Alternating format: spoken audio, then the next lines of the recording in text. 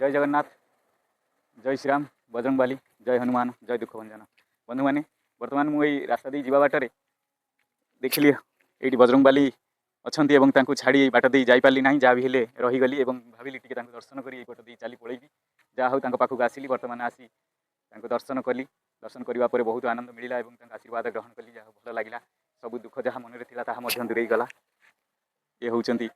केन्द्रापड़ा जिला मार्साई ब्लॉक अंतर्गत बालिकोष्ठी ग्रामर प्रथम भाग में विराजमान कर बजरंगबाली प्रभु श्रीरामचंद्र आपण मैंने देखिपे।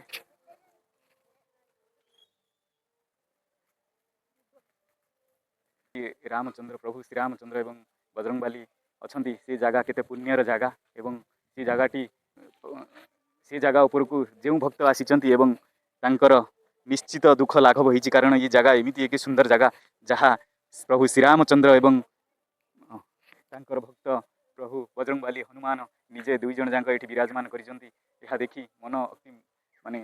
मन में एत भक्ति भरी जाऊँगी एठू छाड़ी जावाक इच्छा भी होनी कारण देखला ये जगह एत सुंदर लगुच देखीदेला मनर अति जहाँ सब दुख अच्छी तुरंत लाघव हो जाऊँगी दर्शन कलापर से जो दर्शन कलापर मन में जहाँ सब दुख एवं कष्ट अच्छी